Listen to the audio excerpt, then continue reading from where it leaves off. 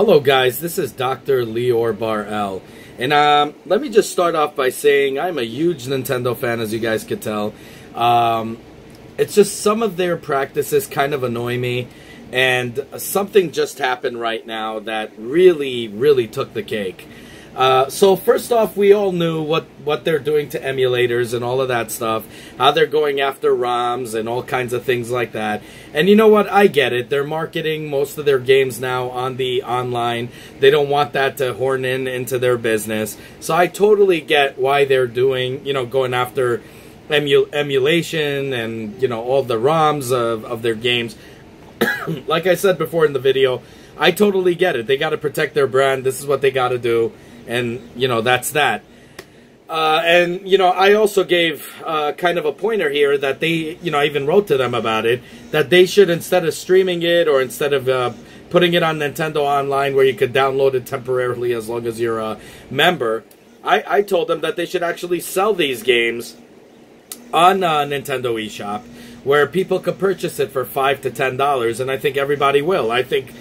most likely I would buy a crap ton of those games. Unfortunately, that's not the case. They're not going with that. But right now they're doing something completely horrible. And they've done it in the past before. But right now they just attacked a great maker. So let me just tell you.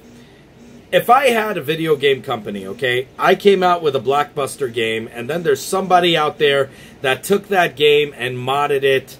Made the game amazing. Made the game super cool, invested in ray tracing and all that stuff, made ray tracing and all of that stuff and all kinds of these incredible things to make the game better. Now, I'm not talking about, that game, I think it was called Mario on Crack or anything like that, where it kind of incriminates the mascot of Nintendo or makes their brand name look bad. I'm not talking about that. If they want to stop that, that's totally, justifiable. I totally agree with that. I don't really care. The thing that pisses me off is if I had a game like that and then somebody makes it perfect and makes it amazing, I would totally be cool with that. And, especially if they're not making money off it and they're doing it for free. I don't even mind if they have advertising and stuff like that on there, because to be honest, I'd look at these people and say, you know what? They're making people remember my old games, and they're marketing the Nintendo Switch in a way and making people want to, to go back to Nintendo. And that's what I would have done. I would have said, if I owned Nintendo, let's say, if I was the CEO, I would say this is so cool. Maybe we should hire these people and come out, with remakes of these games. Now, if you guys remember, they worked on Zelda. I think it was, what was it? Ocarina of Time. They worked with Mario 64. They've done a lot of cool stuff, and people put ray tracing in it, made the game just that much better. Really cool. Not incriminating Nintendo in any way. Releasing the game out for free for everybody to get. And then Nintendo stopped them, if you guys remember. They, put a C&D on them, whatever. Also, on top of that, threatened to sue them for God knows only how many millions of dollars in order for them to stop production of that and to take it off completely. This was incredibly stupid on their part. And right now, their latest attack, if you guys remember, Inferno Plus released a game called Mario Battle Royale. Now, I don't know if any of you guys actually played the game or are interested in the game, but it's basically a game that took Mario 1 and put a mod where you can kick each other's butt, play with multiple players, kick each other's butt, and then the first one to get to the end of the stage without getting his ass kicked, his butt kicked, wins. And it's pretty much like that. You get all kinds of, you get the fire flower, you get to shoot at, characters, you get the star, you get to walk through all of them and beat the hell out of all of them. It was, it's a fun game. It's a real fun game and a fun modification to the game. And I was shocked to learn that Nintendo actually came up against them and tried to press and hit them with a cease and desist order. And basically, try to screw them over. Now, of course, they figured out loopholes how to get out of certain things like that, but this is what's making it really difficult for these mod communities to last. And you know something? it advertises Nintendo. It doesn't make them look bad in any ways. He has advertising on his thing. He's not making money off the purchase, but he's making money off the advertisement, which I think he deserves, rightfully deserves, because he puts everything, all this power behind it. I don't see anything wrong with that. I just don't. And I don't see why Nintendo has to come after, you know, the dev team for that. I think what Nintendo should do, and they actually had that program, I think it was in the Wii days, I'm not sure exactly, but they had this program where they would let people come in and try to create games for them. I'm not talking about the creative license and whatever like that. They actually had independent dev teams come out with games, pitch it to a bunch of dev teams that they already trust, and then these dev teams could take them and all that. And of course that went to crap. I think what they should do is focus more on these people and come and learn to milk from their customers, us, the fans, more money by having these guys create recreations of the game and make the game that much more fun. I think that would be incredibly amazing. But instead, they went and attacked these modders. They attacked a bunch of actually people who modded games, people who even did recreations of games. If you guys remember, there was like this Mario lookalike. I forgot what the game was called on the iPhone. I remember downloading it, and it was pretty cool. They had a Zelda lookalike, even though it was completely different games, and you would think they could get away with it in court. They, of course, go with their millions of, you know, lawyers and all of that and completely make the guy not being able to work because he always has to go to court till he eventually gives up. Does that seem familiar to you guys? You guys remember Bleem and a bunch of other ones that created that made the PlayStation emulators? Bleem was one of my favorites because you could actually completely manipulate the resolution and make it in tip-top resolution and all that. And then, of course, they came out with Bleem Cast for the Dreamcast. But if you guys remember, before that, it was available for PC only. And you were able to play PlayStation 1 games.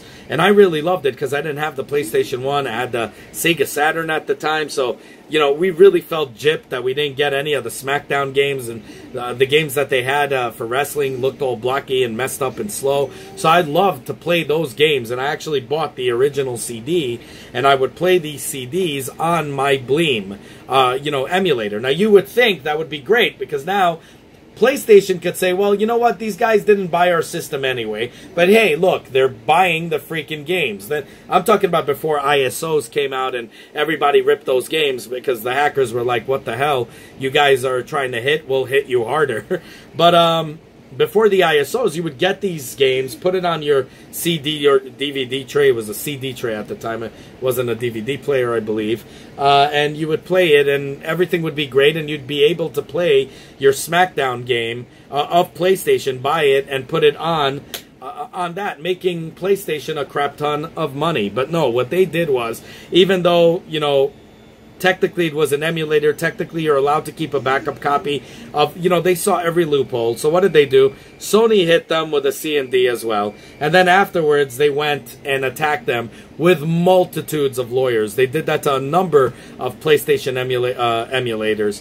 And they attacked them and attacked them and attacked them. I think it was called the Virtual something. They attacked them as well. And they all required in the beginning normal CDs that you would actually have to buy. So, you know, it's kind of stupid because the Sony market would have made a ton of money out of those games, but instead they went and attacked these guys and completely trashed them and all kinds of stuff, when in reality they could have paid them money and say, hey guys, let's slap a Sony freaking label on it. Not many people love to play on their computers. They love to play on an actual Sony PlayStation, and they would get it. And I don't think it would really interfere in any type of stuff, although you could get better resolution and it looks much crisp on the PC. Not everybody really owned a PC back then when this came out.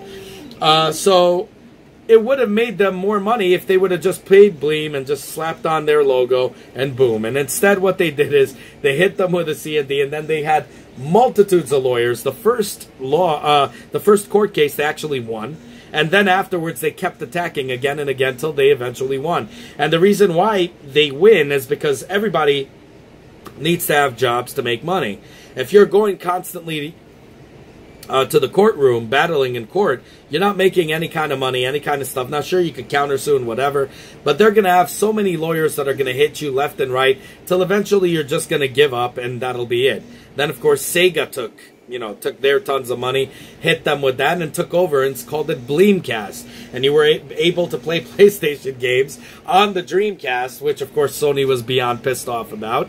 And, of course, that led to a lot of other issues. Now, Sega had, obviously, their issues with a lot of people hacking it. If you remember, you had the soft mod. You didn't even have to mod. You had, like, a boot CD. And then they had self-bootable CDs that you could just, completely hack the Dreamcast. But Dreamcast really kicked butt and took names by taking over that. But this is what happens when, there are people that are fans of your stuff. They're coming out with something. And then afterwards, when Sony or Nintendo can make a ton of money on this is pathetic. Because they released this from a Mario 1 game. They modded it. All they needed to do, Nintendo, is say, hey, dude, you know what? We like your idea. We don't agree with what you're doing here. We don't want you to be, putting this out. How about you come work for us? I'm willing to bet the dude would have been freaking crazed, slap happy. The dev team, and they say, you know what, come out with this game for us. We'll re-release it into the the eShop, and people are going to buy it. To be honest, I would buy it. A lot of people out there are loving this game. They would buy it without a shadow of a doubt. If somebody could play Mario 64 totally revamped with ray tracing and everything available on the Switch, they would pay for it. I would pay for it. I would totally dig that. You have the joysticks anyway, it makes sense. Unfortunately, they completely screwed everything over and just, hit them with lawsuits. These guys are not going to want to work with them, even if they, paid them for it, because at this point they're threatening them and all this thing, whatever. They don't want to do it anymore. And unfortunately, this is what led to a lot of these mod games go into crap. Now, if you guys remember Quake 1, Quake 2, they had mods. ID Software, who ruled it at the time, which they kind of do now, sort of now, but before they were completely owners of that, they really dug these games. They loved it that people were modding them. They loved it that people modded Doom. They loved when people modded their games and made it better. When Doom 3 came out, they came out with modifications that you could have a gun with a flashlight because it was so freaking dark. It was insane to play that game, and they knew they flopped, and they let the mod community correct it. And it made the game that much better, and they really had no issue with that. They had no problems with that, and nobody had any issue. Unfortunately, Nintendo does. And they're still very old-fashioned in their ways. I mean, they're very secretive about their coding. They don't want to release it to devs, fully, SDKs and stuff, that unless they absolutely trust you. But the thing is, they don't want to release it. They don't want people to work with their systems, without, somebody watching over. And all these dev teams that work with them, they always have a Nintendo rep that overlooks everything before it even comes to, to the table. So, because of this old-fashioned crap, they're going after independents that are not really making any money off it. I mean, the Mario 64 didn't even have any advertising. So technically, they just gave it away for free. And, saying basically, hey, guys, we came out with an old game, we revamped it, made it look awesome. Boom. Anyone that picks that up will be like, maybe they're drawn into the new Mario game for the Nintendo Switch. It makes people that are not Nintendo fans that were before back into being Nintendo fans. This is good PR. I just don't understand why they're going after these companies. These dev teams. Companies. They're not even companies. They're dev teams that are just operating off their own, their own free time. I don't know. But this is a major issue that's going on. And I hate making bad, negative publicity against Nintendo. But this is just stupid. This is a game that a lot of fans actually love. A lot of fans who own the Nintendo Switch love this. If they were given an opportunity to have it on the Nintendo Switch and pay for it, I'm sure they would. I'm telling you, I would. So Nintendo, if you're hearing this, definitely look into this. I know you got your marketing research teams. I don't know if you're hearing videos all the way through, but just in case there's a 0.1% that you're hearing this, I hope that you take my words and you heed my words and actually hire these guys into making games for you. And this game would be amazing. It would sell a lot. It would be incredible. Let me know what you guys think. I mean, you literally see the hackers right now on the Nintendo Switch are learning to are putting they're even putting on the PS Vita the Nintendo Wii. Why can't that come out? Why can't they hire them and have a Nintendo Wii emulator released on the Switch? Why are we only playing NES games on online? Very stupid. The marketing is just so stupid. Their whole structure is just stupid. But I'm hoping they heed my words, or, you know, they come up to that common thought and, you know, they come to their senses and realize that none of this is actually hurting them. Now, I know they went after Mario on crack and all this other stupid games that came out. That I get. That gives negative publicity. I get what's happening here. They took down hundreds and hundreds of games, of modded games that were also pure, and they just took it down. Let me know what you guys think down below. As always, if you like what you see, definitely subscribe to the channel, like, and hit that bell button. Overall, I want to hear what you guys say, have to say. Definitely comment down below. This is what it's all about, guys. This is why I opened up this independent channel, so we can have a conversation and know the truth. Real reviews by real people, not stupid people getting paid to tell you something is good when it's crap. This is what it's about. So I definitely want to hear down below what you guys have to say about this. What do you think about this? Have a good one, y'all. Take care. Bye. As always, guys, if you like what you see, self-funded here, be sure to check out all my other stuff, from mini-series to unboxings to technology, you know, and Nintendo reviews and 3D printer reviews and all that good stuff. If you like what you see, the only way you can help the channel is by liking this video, subscribing, and hitting that bell button. As many more cool videos to come. Definitely want you guys in it, and I want you guys to be vocal. Definitely comment down below. I want to hear what you guys have to say. Have a good one, y'all. Take care. Bye.